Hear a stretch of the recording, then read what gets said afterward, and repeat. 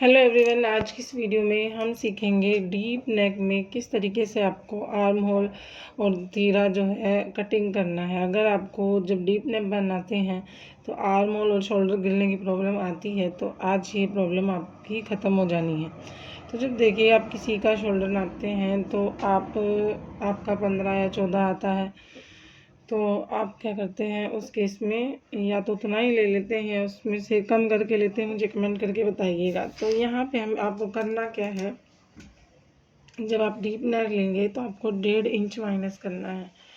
तो मैंने यहाँ पे 6.5 इंच लिया है और 6.5 इंच ही मैं जो है आर्म होल ले रही हूँ। तो 6.5 बाई 6.5 का बॉक्स बनाया और इस तरीके से आर्म होल की शेप दी। यहाँ पे 2.5 इंच मैं रख रही हूँ चौड़ाई नेक की, और नीचे से जो नेक की लंबाई है, गहराई है, वो 12 इंच जाएगी। तो अगर आप 10, 11, 12 इंच का नेक बना रहे हैं तो उस केस में आपको जो तीरा जो है वो छोटा रखना है। आप 6 इंच तक भी रख सकते हैं, लेकिन यहाँ पे साइज़ ज़्यादा बड़ा है, यानी कि बस जो है 41 है, तो इस हिसाब से मैंने 6.5 इंच लिया है। अगर आपका साइज़ कम है तो आप जो है 6 या 5.5 लेंगे। तो अकॉर्डिंग जो आपका तीरा है उसके अकॉर्डिंग भी आपको ध्यान रखना है। तो ये देखिए इस तरीके से आप जो है डीपनेस करेंगे अपने ब्लाउज़ में। तो अभी तो हम बुकरम पे कटिंग करेंगे, ये तो मैं आपको बता रही हूँ कि आपको किस तरीके से काम करना है अगर आपका डीप नेक है। तो अगर आपका नेक जो है थोड़ा ऊपर की तरफ आता जाता है, यानी कि बोट नेक बनाना होता है, या आपका नेक जो है कम है, तो आप जो है डीपनेस अगर कम है तो आप जो है तीरा ज़्यादा लेंगे। तो इसी तरीके से आपको लेना है। जब आपका नेक डीप हो जाता है तो आप बस से नाप के देखेंगे तो आपको यहाँ पे लूजिंग बिल्कुल भी नहीं लेनी। तो हमेशा ध्यान रखेंगे बैक वाले हिस्से में जब डीपनेस ज़्यादा होती है तो लूजिंग नहीं ऐड करते हैं, वो अपने आप लूज़ हो जाता है, क्योंकि मूव करने की जो है बॉडी को मूव करने की जगह मिल जाती है। फिर आप जो है लेंथ मार्क करेंगे। लेंथ यहाँ पे आगे वाले हिस्से से 1 इंच कम रखनी है आपने, क्योंकि पीछे वाला हिस्सा हम जो है सिर्फ आधा इंच आपका दबेगा, और आगे वाले हिस्से में थोड़ा सा हमें लंबा पोर्शन चाहिए होता है।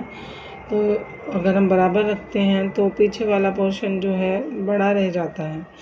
तो ये चीज़ आपने ध्यान रखनी है। पहले से ही आप जो है आधा इंच कम लेंगे। बस्ट और वेस्ट आपको सेम लेनी है, क्योंकि यहाँ पे डार्ट भी आएगी और जो है ये बैक ओपन ब्लाउज़ है तो आई हुक पट्टी भी आएगी। तो जितनी मैंने बस्ट ली है उतनी ही मैंने वेस्ट ली है। जब हम मार्किंग करेंगे तो जब प्रॉपर निशान लगाएंगे डार्ट डालने के बाद, तो इतना काम आप कर लें। तो यहाँ पे देखिए प्रॉपर मैंने इसको कट कर दिया है इस तरीके से।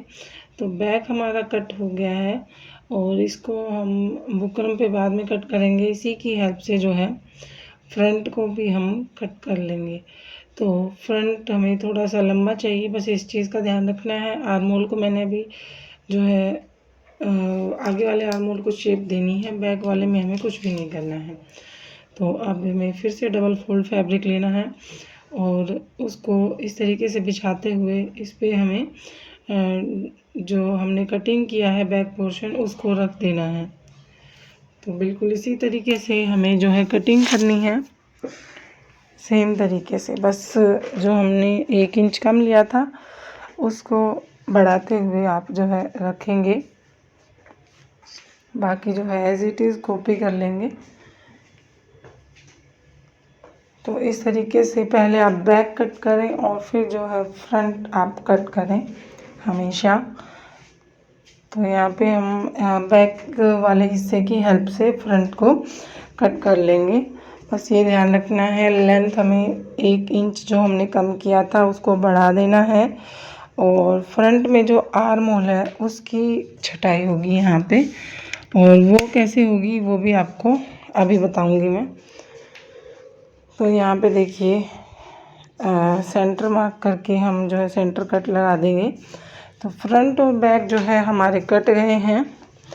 अब हम जो बाकी फैब्रिक बचा है उसमें से स्लीव काट लेंगे, और यहाँ पे मेन फैब्रिक जो हमारा है अस्तर को रख के हमें उस पर काटना है। तो यहाँ पे देखिए मैंने बैक प्लेट्स के निशान नहीं लगाए थे, तो हमें 4 इंच पे रख के सेंटर से बैक का निशान लगाना है और ऊपर से हमें वैसे तो 11 इंच डाउन आते हैं, लेकिन ये डीप रहेगा नेक, तो आपको ये प्लेट्स नीचे करनी पड़ेंगी। अभी हम 11 इंच पे जो है लगा रहे हैं, क्योंकि ये नेक और भी डीप जाएगा, हम बुकरम पे बनाएंगे तब, तो ये प्लेट्स हमें नीचे करनी पड़ेंगी, तो वो उसमें कोई दिक्कत वाली बात नहीं है। और अब हम इसको जो है मेन फैब्रिक पे रख देते हैं, क्योंकि पीछे जो है बॉर्डर आना चाहिए, तो उसी हिसाब से आप इसको प्लेस कर देंगे और कटिंग कर लेंगे। तो आप जो है पहले पलट के भी बना सकते हैं इसको, लेकिन मैं इसमें जो है नीचे कपड़ा ऐड करके फिर इसको मोड़ूंगी, जिससे क्या होगा कि जो है झोल नहीं आता। आप जो है एक्स्ट्रा कपड़ा लगा के जब मोड़ते हैं ब्लाउज़ को, आप जो है साथ में भी मोड़ सकते हैं, कोई दिक्कत वाली बात नहीं है। पीछे वाले हिस्से को पलट के आप मोड़ दें जब आप स्टिचिंग करेंगे इसकी। तो अगर आप चैनल पर नए हैं तो चैनल को ज़रूर से सब्सक्राइब कर लें। अगर आप बिगनर्स हैं तो आपकी सारी प्रॉब्लम्स यहाँ पे सॉल्व होने वाली हैं। हम बिल्कुल डीप जो है आपको यहाँ पे नॉलेज देंगे, और ना सिर्फ कटिंग स्टिचिंग की, बल्कि आपको फैशन से रिलेटेड हर वो अपडेट मिलेगी। तो और मैं विश्वास दिलाती हूँ आपको, आप जो है ज़रूर कुछ नया सीख कर जाएंगे। तो यहाँ पे देखिए बैक कट कर लिया है, अब हम फ्रंट कट करेंगे। तो हमारा फ्रंट हिस्सा तो इस तरीके से अब आपको जो है फ्रंट को कट कर लेना है फैब्रिक के ऊपर रख के, लेकिन इससे पहले हम जो है इसकी मार्किंग करेंगे। तो हमने जो है ये 4 टक्स वाला ब्लाउज़ बनना है, तो आप 11 इंच डाउन आएंगे और सेंटर से 3.5 इंच पे डाउन आएंगे। तो आप अगर आपका बस्ट ज़्यादा है, यानी कि 38-40 है, तो आप 3.5 इंच पे यहाँ पे डाउन आएंगे। अगर बस्ट कम है तो आप 3 इंच पे भी आ सकते हैं, अगर और ज़्यादा है तो आप जो है 4 पे जा सकते हैं। तो यहाँ पे इस तरीके से आपको करना है, और 1 इंच ऊपर उठ के जहाँ पे आप 1 इंच ऊपर उठ के पिवोटल पॉइंट आपको बना लेना है, और पिवोटल पॉइंट से 2 इंच पे निशान लगा के फिर से आपको 2 इंच पे निशान लगाना है आर्म होल की प्लेट्स के लिए। और जो हमारी साइड वाली प्लेट है उसके लिए 4.5 इंच डाउन आना है, और इस तरीके से आपको मिला देना है। तो ये हमारा 4 टक्स ब्लाउज़ जो है उसके निशान मैं आपको बता रही हूँ। सबसे बेस्ट तरीका है, इस तरीके से अगर आप अपने जो है ब्लाउज़ में निशान लगाएंगे तो आपको कभी भी मात नहीं खानी पड़ेगी। तो आप ये अपने अकॉर्डिंग जो है कितना डाउन आना है नीचे वो रख सकते हैं। अगर ये आपके निशान ऊपर जा रहे हैं, आपको लग रहा है, पिवोटल पॉइंट आप ज़रूर से नापें किसी का भी, तो उसी अकॉर्डिंग आपको डाउन आना है। यानी कि अगर पिवोटल पॉइंट आपने नाप लिया है, जो सेंटर पॉइंट आपने नाप लिया, उससे 1 इंच नीचे आपको प्लेट डालनी है, और फिर जो है बाकी प्लेट जो पिवोटल पॉइंट है उसी के अकॉर्डिंग डलेंगी। तो यहाँ पे हमारी सारी प्लेट्स मैंने बना दी हैं, और आई होप आपको क्लियरली समझ में आई भी होंगी। और अगर आप नए हैं ब्लाउज़ बनाने में, तो ये वीडियो अगर आप देख लेते हैं तो आपको कोई भी प्रॉब्लम नहीं रहेगी। तो अब देखिए इन्हीं निशान को कॉपी करने के लिए आप इसको इस तरीके से मोड़ लें, और थोड़ा सा थपथपा के आप जो निशान को कॉपी कर सकते हैं। मैं यहाँ पे जो है ट्रेसिंग व्हील का यूज़ कर रही हूँ। तो आप जो है ऐसे ही नॉर्मली अगर इसको थपथपाएंगे तो निशान जो है दूसरे हिस्से पे आ जाते हैं। तो यहाँ पे जिस व्हील का मैं यूज़ कर रही हूँ उसको ट्रेसिंग व्हील कहते हैं। मार्किंग के लिए हमें काम आता है, जब दूसरे पोर्शन पर सेम मार्किंग चाहिए होती है। तो अगर आपके पास नहीं है तो परेशानी की कोई बात नहीं है, आप ऐसे भी थपथपाएंगे तो भी वो निशान कॉपी हो जाते हैं। तो इस तरीके से दूसरी तरफ निशान आ गए हैं, और अब हम जो है अपना मेन फैब्रिक लेके इसको कट कर देंगे, सभी जो प्लेट्स हैं उनको बराबर से मार्किंग के बाद। तो यहाँ पे हमारे ब्लाउज़ की मार्किंग कंप्लीट हो जाती है, और रही नेक की बात, वो हम बनाएंगे बुकरम के ऊपर। और यहाँ पे फ्रंट जो आर्म होल है उसका 1 इंच आपको अंदर की साइड आके छटाई कर देनी है। इससे क्या होगा, जो फैब्रिक की फूलन आती है स्लीव्स के पास, आर्म होल के पास, वो नहीं आएगी, फैब्रिक इकट्ठा नहीं होगा और जो लुक है आपके ब्लाउज़ का वो बहुत सुंदर आएगा। तो इस तरीके से मेन फैब्रिक पे रखना है, फैब्रिक बचाना भी है हमने, क्योंकि अभी यहाँ से स्लीव्स भी बनेंगी, जितना भी फैब्रिक निकलेगा उसी के अकॉर्डिंग हम स्लीव्स बनाएंगे। यहाँ 3/4 या फिर एल्बो स्लीव हम निकालने जा रहे हैं। तो यहाँ पे रखने के बाद मैंने देखा कि इसमें एल्बो स्लीव ही निकल पाएंगी, 3/4 स्लीव नहीं निकलेंगी। तो एल्बो स्लीव 10-11 के आसपास बनती हैं। तो ये हमारे पास 12 इंच के आसपास फैब्रिक बच गया है। तो इसका मतलब इजीली हमारी स्लीव्स निकल आएंगी। तो इस तरीके से अच्छे से बिछाने के बाद इसको कट कर लेंगे और उसके बाद हम इसको स्टिच करेंगे। और स्टिच करने की पूरी प्रोसेस मैं आपको समझाऊंगी, तो वीडियो को बिल्कुल भी स्किप मत कीजिएगा, क्योंकि एक एक जो है स्टिच पर मैं एक एक टिप्स आपको बताने जाऊंगी। तो आपको बिल्कुल भी स्किप नहीं करना है, क्योंकि जनरली होता क्या है, हम इतनी जल्दी में होते हैं, हमारे पास टाइम नहीं होता। लेकिन अगर कुछ सीखना है तो हमें वीडियो को स्किप नहीं करना है, पूरा देखना है। क्योंकि आज भी अगर मुझे भी कुछ अगर रेसिपी सीखनी है तो मैं जो है वीडियो को पूरा ही देखूंगी, नहीं तो उस रेसिपी का कुछ और ही बन जाएगा। तो इसी तरीके से हमें अपना जो स्टिचिंग की वीडियो होती है उनको कंप्लीट देखा करें, ताकि जब आप खुद से सिलाई करें तो आपको कोई भी प्रॉब्लम ना आए। अगर फिर भी आपको कोई प्रॉब्लम आती है तो मुझे कमेंट करके आप कमेंट सेक्शन में बता सकते हैं, आप पूछ सकते हैं। मैं पूरी कोशिश करूँगी आपको रिप्लाई करने की। तो यहाँ पे 4 फोल्ड मैंने कर लिया स्लीव्स में और इसको मैं कट कर लूँगी। अगर कम रहा कपड़ा तो थोड़ा सा हमें जो है नीचे की साइड एडिशन करना पड़ेगा, लेकिन फ़िलहाल के लिए मैं इसको यहाँ से कट कर लेती हूँ। तो जितना भी हमारा फैब्रिक है, ये 9 इंच के आसपास हमारा फैब्रिक बचा है, वैसे 9.5-10 इंच होना चाहिए। तो हम इसमें कपड़ा जोड़ लेंगे बाद में। तो ये देखिए 11 इंच हमारी स्लीव्स आई हैं और 3 इंच हम डाउन आएंगे और इसको इस तरीके से मिला देंगे स्लीव के लिए। तो स्लीव तो हम बहुत बार कट करते हैं, तो आपके साथ ज़रूर से शेयर करते हैं। और इसी तरीके से मोहरी से आपको इस तरीके से शेप दे देनी है और बाजू हमारी कट हो जाएंगी। तो अगर हमारा कपड़ा कम भी रहता है यहाँ से, तो हम थोड़ा सा यहाँ पे एडिशन कर लेंगे। कपड़े का बिल्कुल कम होगा, जैसे ज़्यादा नहीं होगा।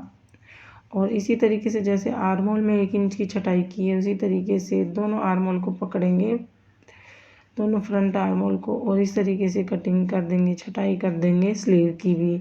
स्लीव्स भी रेडी हैं। वैसे हमने सिंपल बनाना है ब्लाउज़, और जो हमारा ब्लाउज़ रहेगा उसका नेक हम पहले कट कर लेते हैं। और नेक को थोड़ा सा समझिएगा, उसमें हमने क्या क्या चेंजेस करने हैं। तो यहाँ पे देखिए, सबसे पहले 3.25 इंच पे मैंने ऊपर से निशान लगाया और 3.5 इंच पे मैं नीचे से लगा रही हूँ, क्योंकि कस्टमर को ये जो नेक है ब्रॉड और डीप चाहिए। तो हमने आर्म होल और तीरा तो बिल्कुल ठीक लिया है, तो शोल्डर गिरने की समस्या बिल्कुल नहीं आएगी। तो हमने जो है नेक को कट कर लेना है इस तरीके से, और स्क्वायर में ही नेक चाहिए। मैं आपको जो है, ये आपने देखी होगी थंबनेल में जो मैंने डाली है फ़ोटो, और ये आप साथ में वीडियो में भी देख सकते हैं। तो इस तरीके से हमने नेक बनाना है।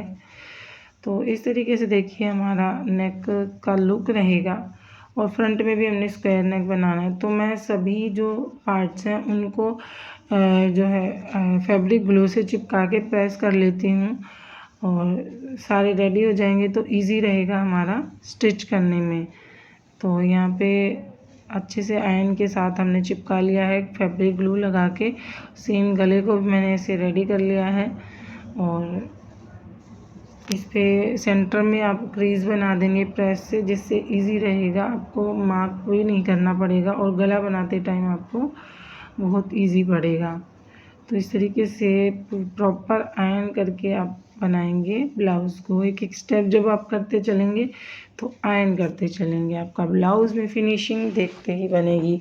तो ये चीज़ आपको ज़रूर से करनी है। तो मैं आपको हर स्टेप आपको बता रही हूँ, वो आयरन का हो या वो स्टिच का हो या वो कटिंग का हो। तो यहाँ पे देखिए फ्रंट और बैक दोनों को मैंने आयरन कर लिया है और जो है मोड़ के मैंने आयरन भी की है ताकि सेंटर की जो है क्रीज बन जाए और नेक बनाने में इजी रहे।